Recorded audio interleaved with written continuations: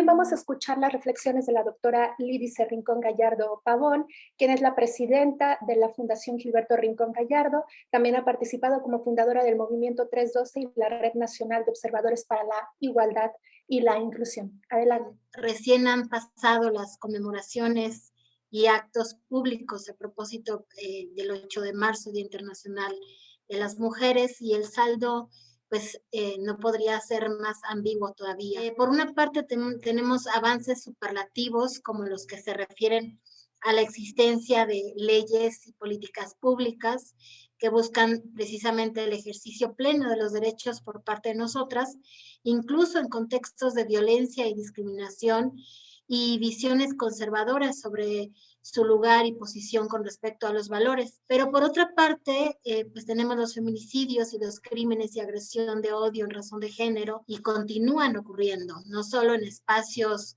ya conocidos desde hace muchos años, sino a la vuelta ya de la esquina, ¿no? Quizás en la casa del vecino, en la oficina contigua a la nuestra. En fin, en cualquier caso, se trata de injusticias y violaciones a derechos humanos que preferimos a veces no ver, ¿no? Porque nos devuelve una imagen nada amable de lo que somos como sociedad. Somos una sociedad verdaderamente ya inmersa en un índice de violencia brutal. Las agresiones, además, y crímenes de odio por misoginia son la manifestación extrema y lamentable de una visión conservadora que construye las identidades de las mujeres como subordinadas a los deseos de los varones y que visualizan a sus cuerpos como condicionados por la biología y la función reproductora del hogar y la familia, y que concibe la existencia de espacios diferenciados de aparición para ellas y ellos. Es decir, que históricamente hemos construido al espacio político como un dominio de racionalidad, estrategia y cálculo, mientras que el espacio doméstico ha sido concebido como un ámbito del cuidado, las emociones y la benevolencia, que naturalmente serían atributos de las mujeres. La discriminación es sin duda un fenómeno endémico que no es tangible, pero que se palpa y se vive todos los días y sistemáticamente. Incluso a veces legitimamos actos de extrema discriminación, como es el caso de cuando se busca justificar una agresión hacia una mujer por cómo iba vestida o por la hora en que estaba fuera de casa. Como sociedad todavía incluso castigamos y criminalizamos a quienes se atreven a transgredir los límites de lo socialmente establecido. Nos burlamos y despreciamos incluso a los hombres que se quieren involucrar en el cuidado de los hijos e hijas. De manera espectacular también censuramos y despreciamos todavía a las mujeres que se atreven a hacer política, a intentar compaginar y lograr esta reconciliación entre su vida familiar con una carrera en el servicio público que pensamos que no les corresponde, y por eso entorpecemos estos avances y construimos barreras para impedir su avance en este ámbito. Particularmente me preocupa, además de por su participación política, por el hecho de defender causas que incomodan al poder político. Tal es el caso de muchas compañeras que hemos tenido en la militancia y que han defendido el derecho a la libertad de expresión, a la libre manifestación. Incluso tenemos que ser solidarias, sororarias, para que esto no suceda más, ¿no? Y que la sociedad civil y los medios de comunicación pues seamos quienes fungamos o asumamos un papel como vigilantes de esta violencia y discriminación sutil de todos los días, que a veces pasa inadvertida y que genera esta complicidad entre quienes la observan en silencio. También es un acto de justicia y dignidad hacia este 51% que somos de la población en México, porque continuamos sin entender lo que significan conceptos como igualdad, igualdad sustantiva, inclusión y discriminación.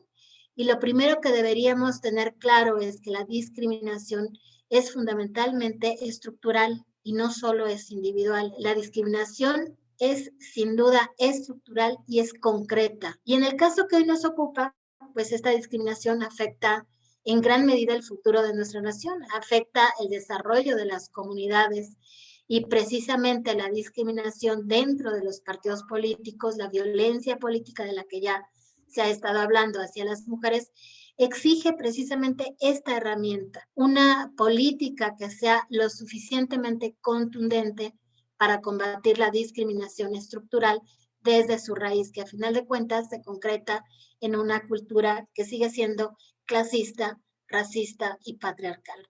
El artículo 41 constitucional establece que los partidos políticos deberán postular paritariamente a sus candidaturas para los congresos federales y locales, sino que no le dan la relevancia a lo que significan los cargos de elección popular. Y lo que realmente hace falta es una verdadera formación de cuadros, en todos los sentidos, porque no es un asunto de género, no es un asunto de que las mujeres no estemos preparadas. Y en efecto, la transición que logramos de las cuotas de género, que vienen desde el 40 al 60%, a la obligación de los partidos políticos de postular en paridad a los cargos de elección popular en la legislatura federal y de las entidades federativas, ha sido verdaderamente importante para nuestro país con respecto a los derechos político-electorales de las mujeres. Y la paridad es igualdad, tal cual, igualdad sustantiva. Así de claro y así de contundente. No es una medida de acción afirmativa, no es una medida compensatoria, ni es de carácter temporal como las que hoy se están trabajando. La paridad es un principio constitucional que tiene como finalidad la igualdad sustantiva entre los sexos y que adopta nuestro país como parte de los compromisos internacionales que ha adquirido con el objeto de que los derechos político-electorales de las y los ciudadanos se ejerzan en condiciones de igualdad. Es una medida permanente para lograr precisamente la inclusión de las mujeres en los espacios de decisión pública. Hacia 2005, por ejemplo, los congresos en el mundo estaban compuestos por menos del 20% de las mujeres, a excepción, por supuesto, de países nórdicos. Y en América Latina, hacia 2000, el promedio era del 9% de mujeres. Los números para jefes de Estado son más desalentadores. En 2019, por ejemplo, de 193 países, solamente 10 estaban gobernados por mujeres. Y los números para el legislativo, bueno, pues ya esos ya van mejorando, mientras que el promedio mundial en 2019 era del 24.3%. Había países como México que, bueno, ya superaban esas cifras. México, como bien dijeron, ya logra posicionarse precisamente en el segundo lugar. Entonces, si sabemos que en el 2014 se avanzó con este principio en la reforma electoral y en 2019 en todos los niveles como resultado por cierto, de la lucha paridad en todo, ¿no? En realidad, lo que tendríamos que estar reflexionando es si se logró eliminar la discriminación y la violencia política en razón de género. Pues no es así. Sin duda se ha logrado visibilizar y articular la exclusión de las mujeres de la vida política desde, la perspectiva incluso de la teoría feminista y la institucionalidad, pero también por los movimientos de las mujeres y el activismo a través de foros que se han realizado para precisamente implementar estas cuotas. Finalmente, visibiliza todavía grandes desigualdades tanto en las políticas de gobierno o incluso en las campañas electorales, y eso por no hablar, por supuesto, de violaciones graves como brechas salariales, exclusión laboral o incluso feminicidios. ¿Se ha avanzado? Sí. Nos falta mucho para lograr realmente una transformación cultural que logre eliminar realmente la discriminación estructural. Nos falta muchísimo. Creo que deberíamos seguir trabajando a través de este tipo de encuentros. Precisamente es lograr este esfuerzo por transformar la cultura pública, porque en los partidos políticos, al interior de los partidos, no solamente se ejerce la violencia política hacia las mujeres en términos verbales, han llegado a matar a compañeras por esa razón. El problema todavía es grande, seguimos arrastrando pues grandes desigualdades en términos de género y violencia hacia las mujeres en todos los espacios, pero sin duda se ha avanzado muchísimo y como lo he dicho, nosotras en México tenemos grandes avances, leyes de vanguardia, innovadoras incluso en materia de discapacidad, en materia de una vida libre de violencia hacia las mujeres, en materia de género, de niñas, niños y adolescentes. En fin, hace falta cambiar la cultura pública. Y yo ahí la dejaría, creo que ese es nuestro gran talón de Aquiles. Muchísimas gracias. Sin duda el tema de la violencia también es uno de los retos más importantes para poder tener una paridad efectiva y que ejerzan las mujeres estos cargos a plenitud. Pero ahora vamos a escuchar también a la diputada Marta Tagle por Movimiento Ciudadano. La hemos visto también desempeñándose en algunos otros momentos en el Senado, politóloga y feminista. Adelante, diputada. Siempre me parece importante empezar por señalar que cuando se nos reconoció en el 53 el derecho al voto, no solamente fue el derecho al voto, lo que formalmente se nos reconoció fue el derecho a ser ciudadanas mexicanas, y con ello todo el reconocimiento de los derechos que tenemos como ciudadanas, donde sin duda uno de los derechos fundamentales que tenemos como ciudadanos y ciudadanas de este país es el votar y ser electos. Yo les digo que ya no decimos votadas porque nos quieren votar, pero con la otra vez tenemos ese derecho, pero hay también el derecho a la secesión y todos los derechos que están consagrados en el artículo 35 constitucional, porque en realidad lo que se modificó fue el 34 para decir que los hombres y las mujeres somos ciudadanos de este país. Y hay un documento muy interesante que en algún momento que tenga oportunidad de dedicarme a estudiar, quiero verificar esa tesis de estudio que se llama La ciudadanía en las constituciones mexicanas del siglo XIX, que me pareció muy interesante desde que lo encontré y lo leí, porque menciona las exclusiones que en las constituciones mexicanas tenía la ciudadanía. Había exclusiones de tipo político, social, cultural y exclusiones de tipo natural. Al estudiar la doctora Velázquez cuáles son las exclusiones que hay con respecto a la ciudadanía, ella señala que había exclusiones de tipo social y político que se podían remontar si cambiaba tu estatus, ¿no? Por ejemplo, el tema económico. Si una persona obtenía una herencia y eso lo podía hacer acreedor a obtener la ciudadanía de acuerdo a las constituciones mexicanas. Pero había exclusiones de tipo natural que por naturaleza no íbamos a cambiar. Las exclusiones, por ejemplo, tenían que ver con el tema de los pueblos y comunidades indígenas. Formalmente no podías cambiar esa condición y formalmente en ese tipo de constituciones no iban a tener los pueblos y comunidades indígenas el derecho a la ciudadanía, pero también las mujeres. Las mujeres estábamos excluidas de la ciudadanía porque era una exclusión natural.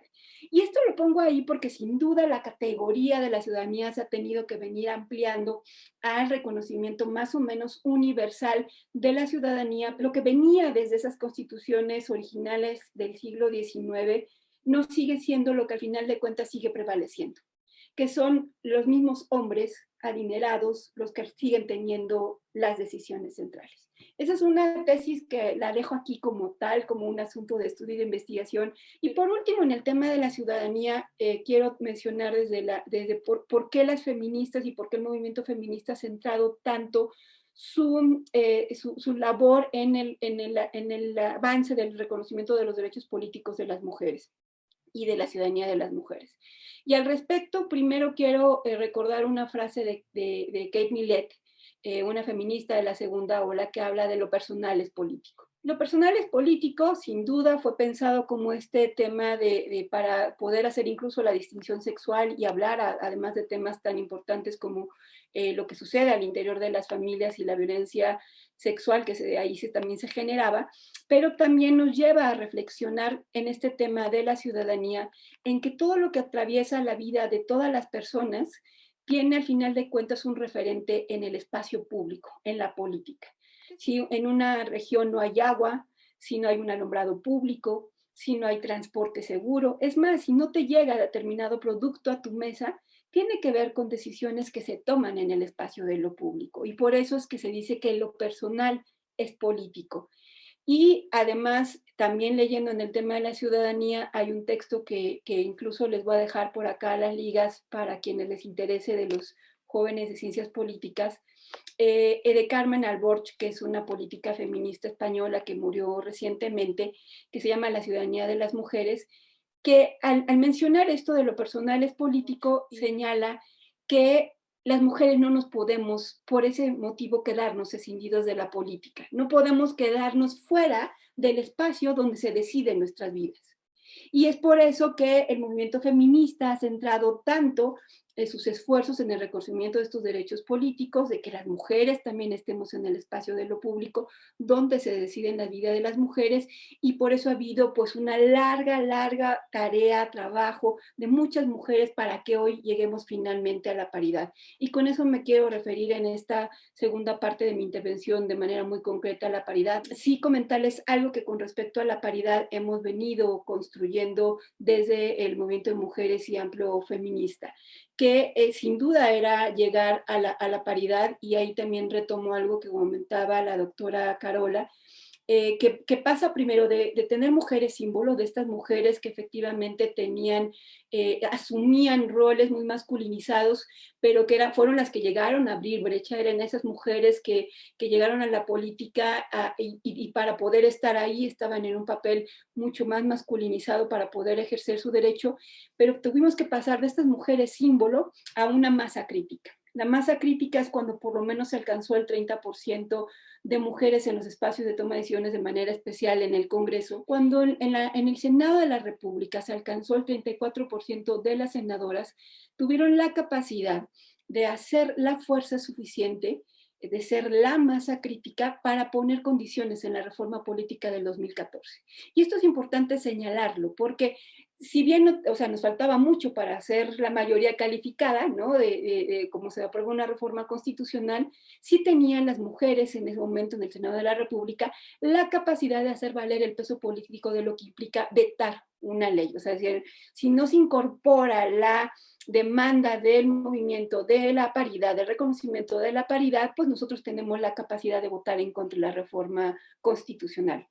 La verdad de las cosas es que también se lo jugaron, pero fue un proceso de negociación interesante que permitió que este grupo de mujeres, que eran más del 34%, donde por supuesto había liderazgos claramente ahí y había muchas mujeres fuera, redes plurales de mujeres empujando el tema, lograron que finalmente se lograra la reforma constitucional que reconoció la paridad como esto, como el derecho de las mujeres a formar parte de todas las decisiones públicas, y brincar el tema de las cuotas, que brincar el tema de las cuotas no implica dejarlas de lado, es decir, la paridad se requiere, o la paridad ya no es una cuota, es una acción ya no es una acción afirmativa, es un principio constitucional, es el reconocimiento de la igualdad entre mujeres y hombres a formar parte de las decisiones públicas, pero estamos en el momento en que todavía se requieren acciones afirmativas que acompañen la paridad. El que las mujeres encabecen las listas, por ejemplo, al Senado, encabecen las fórmulas al Senado, porque eso permitió que hoy tuviéramos prácticamente un Congreso paritario. Es decir, sin esas acciones afirmativas no hubiera sido posible que efectivamente llegáramos a la paridad. Y por eso es importante decir que aunque esté la paridad, las acciones afirmativas se siguen necesitando. Por ejemplo, me parece muy importante revisar dentro del tema de la paridad la acción afirmativa con respecto a los otros grupos que se están incorporando, como personas con discapacidad, mujeres indígenas, mujeres migrantes, ¿no? O sea, ¿cómo le hacemos para que efectivamente se cumplan con la paridad, pero que no todo lo quieran colocar en la misma bolsa? Porque luego en una sola persona quieren cubrir todas las cuotas, y eso también es una manera de darle vuelta a la ley, ¿no? Entonces, la paridad ya es un principio constitucional, pero las acciones afirmativas siguen haciendo falta ahí, y vamos a seguirlas impulsando para que efectivamente se pueda alcanzar la paridad. La paridad, ya que como también decía la doctora García, ya no se trata solamente de números, sino una paridad sustantiva, y a eso voy. La paridad, para que lleguemos a que sea una paridad de resultados que venga a transformar la vida de las mujeres, lo he venido sintetizando como una fórmula. Requerimos que cada vez haya más mujeres en el poder, que ese es el primer paso, es lo que se está logrando. Estamos llegando de ser mujer símbolo, masa crítica, a llegar de manera paritaria a los espacios de representación, más mujeres en el poder, y eso es lo que se ha abierto. O sea, hoy imagínense, frente a este proceso electoral, estamos hablando de más de 22,000 cargos de elección en juego, y la mitad necesariamente de las candidaturas, de las coaliciones, de los partidos nacionales y de los partidos locales que están en cada uno de los estados contendiendo, tienen que ser mujeres. Entonces esto abre al abanico de mujeres candidatas enormemente. Es el proceso electoral en el que más mujeres candidatas habrá. Este es el primer paso, mujeres en el poder.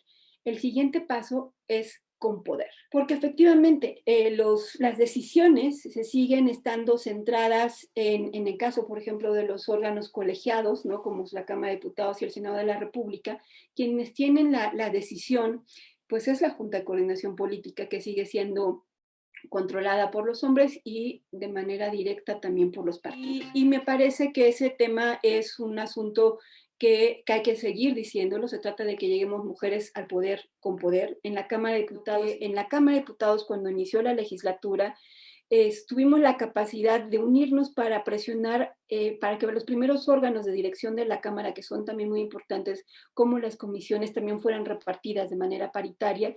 Y eso generó que hoy tengamos en la Cámara de Diputadas y Diputados comisiones muy importantes presididas por mujeres, algo que tampoco había sucedido. Nos mandaban a comisiones que no necesariamente eran las trascendentales, y en esta legislatura que está por terminar, las comisiones más importantes estuvieron presididas por mujeres. Esto, como no se ha reformado en la ley, esperamos que se convierta pronto en un cambio legal para que también sea una realidad y no decaiga en la siguiente legislatura. Pero estuvieron presididas las comisiones de Hacienda, de Gobernación, de Puntos Constitucionales, de Salud, de Justicia, por mujeres. Son comisiones, todas estas muy importantes, son las comisiones por las que además pasó prácticamente todas las reformas en esta legislatura. Y concluyo. La fórmula completa es mujeres en el poder, con poder, para transformar la vida de las mujeres. El poder es para eso, o sea, las mujeres que lleguemos al poder es muy importante seguir empujando que lleguen mujeres con esta conciencia de género a tomar decisiones en favor de las mujeres, a cambiar las realidades de las mujeres, a mejorar esas realidades de las mujeres, y por eso este tipo de espacios es tan importante para poder comunicar lo que ha sido toda esta larga lucha por el reconocimiento de los derechos de las mujeres, pues para generar la conciencia de la importancia que tiene que cada vez más mujeres lleguen a estos espacios de toma de decisiones, y el compromiso que tenemos pues con quienes han abierto brecha para que lleguemos al momento en el que nos encontramos ahora, y que, como bien han dicho, de frente tenemos cada vez más retos, ¿no? Porque al final de cuentas se está disputando el poder, ¿no? Y eso no es cosa menor, pero me parece muy importante señalar que hasta el momento hemos llegado aquí juntas, unidas, trabajando de la mano de manera plural, diversa, y eso es lo que siempre ha identificado el movimiento de mujeres, y con una clara agenda de género para seguir avanzando. Y si seguimos en esa línea, me parece que lo que viene por delante va a ser mucho mejor. Y es tiempo de mujeres, y en la paridad ya no hay vuelta atrás. Muchas gracias.